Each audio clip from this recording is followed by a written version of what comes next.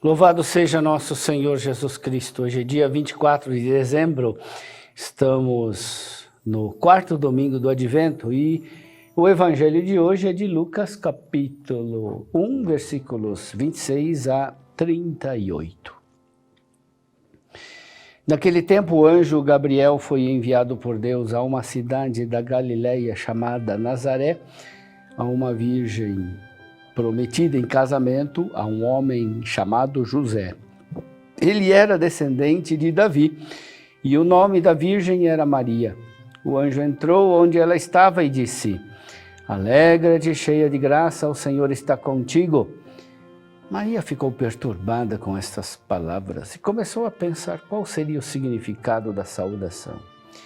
O anjo então disse-lhe: "Não tenhas medo, Maria, porque encontraste graça diante de Deus. Eis que conceberás e darás à luz um filho, a quem porás o nome de Jesus. Ele será grande e será chamado Filho do Altíssimo, e o Senhor Deus lhe dará o trono de seu pai Davi. Ele reinará para sempre sobre os descendentes de Jacó, e o seu reino não terá fim." Maria perguntou ao anjo: "Como acontecerá isso, se eu não conheço homem algum?" O anjo respondeu: "O Espírito virá sobre ti, e o poder do Altíssimo te cobrirá com sua sombra. Por isso o menino que vai nascer será chamado Santo, Filho de Deus. Também Isabel, tua parenta, concebeu um filho na velhice. Este já é o 6º mês, daquela que era considerada estéril, porque para Deus nada é impossível." Maria então disse: "Eis aqui a serva do Senhor. Faça-se em mim segundo a tua palavra." E o anjo retirou-se. Meu irmão, minha irmã, o evangelho da Anunciação nos permite falar de duas coisas. Sobre as grandezas de Maria, ela é a cheia de graça, a mãe de Deus, a esposa do Espírito Santo. Ou então sobre a pequenez de Maria, ela é a serva do Senhor, a mulher que se perturba, que precisa crer. Ambas as perspectivas são verdadeiras e devem sempre ser pensadas juntas. Aquela que é a serva humilde, mulher simples do povo, é também a cheia de graça, a bendita entre as mulheres, a mãe de Deus. É também aquela que, apesar da perturbação, acredita.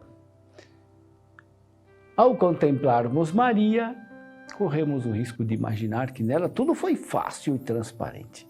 Ela sabia de tudo, ou seja, sabia que seria mãe de Deus, que o menino Jesus era o Messias e o Filho de Deus e que ela era a bendita entre as mulheres.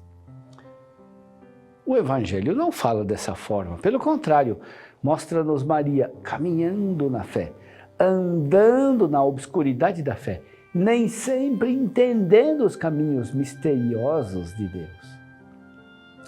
Por isso, a real grandeza de Maria, segundo os evangelhos, é sua vida de fé, de entrega humilde e confiante aos desígnios de Deus. Duas coisas na vida de Maria devemos destacar: sua vida de fé, que não entende tudo, mas confia, e sua fé que cresce mediante a reflexão e a meditação. O evangelho de hoje nos mostra que Maria refletia no que poderia significar a saudação do anjo. Como dizem os santos padres, primeiro Maria concebeu em seu coração, depois em seu seio. Primeiro concebeu no espírito mediante a fé, depois no corpo. O anjo comunica a Maria coisas difíceis de entender. Ela é cheia de graça, sendo virgem, vai conceber um menino. A força geradora não será um homem, mas o Espírito Santo. O filho que nascer, Jesus, será, por um lado, seu filho, mas também filho do Altíssimo. Será o Messias, cujo reino não terá fim. Como crer em tudo isso? Não é alucinação? Poderá Deus fazer tantas maravilhas numa simples mulher do povo e no anonimato da história? Maria se perturba e tem medo, mas não duvida, apenas pergunta como se fará tudo isso. Ela ouve as promessas e aceita as coisas que não se veem. Ela acreditou, pois para Deus nada é impossível.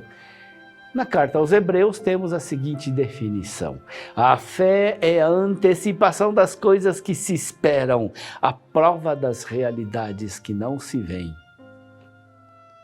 Maria acreditou sem dar-se conta de toda a profundidade daquilo que ouvia. Certamente teve consciência real de sua maternidade ligada ao Espírito Santo e da salvação da humanidade, e de que a salvação da humanidade está vinculada ao filho que começa a nascer em seu seio. Mas ela teve que caminhar e crescer na fé, no sentido de que a vida vai tornando manifesto aquilo que ainda lhe era obscuro e confuso. Este é o caminho de Maria, é o caminho de quem deve peregrinar na fé. A fé convive com a perplexidade, mas não pode subsistir com a dúvida. A dúvida deve ser superada. Zacarias não conseguiu superar a dúvida, por isso foi castigado, ficou mudo. Maria acreditou, por isso recebeu o elogio de Isabel. O que significa crer?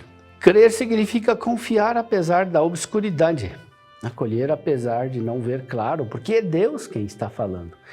Crer significa entregar-se, se arriscar na esperança de não ser enganado pelo outro. É uma atitude que exige pobreza interior, desapego das próprias seguranças, liberdade para o novo e o inaudito. Crer significa aceitar e assumir a verdade do outro. Não basta confiar no outro, é preciso abrir-se aos planos e à verdade do outro, ainda que não se veja claro a transparência desses planos. Maria acolheu o conteúdo das palavras do anjo, de ser virgem e mãe, de o filho ser Deus, Messias e Salvador. Crer é poder dizer: faça-se, não conforme a minha compreensão e os meus desejos, mas conforme a vontade de Deus. Crer significa obedecer. Obedecer é oferecer-se para realizar os planos do outro. Obedecer é ouvir a palavra do outro, acatá-la, cumpri-la. Obedecer não é ser escravo, porque o escravo não é livre. Deus nos quer livres e por isso ele não invade o seio de Maria, mas antes pede licença e oferece sua proposta de salvação. Maria se prontifica a realizar sua missão. Maria é um modelo para todos os que cremos. Assim como o Antigo Testamento começa com Abraão, que esperando contra toda esperança acreditou e tornou-se pai de uma multidão de povos, assim o Novo Testamento começa com Maria. Ela é modelo de fé. Ela é a nova Eva.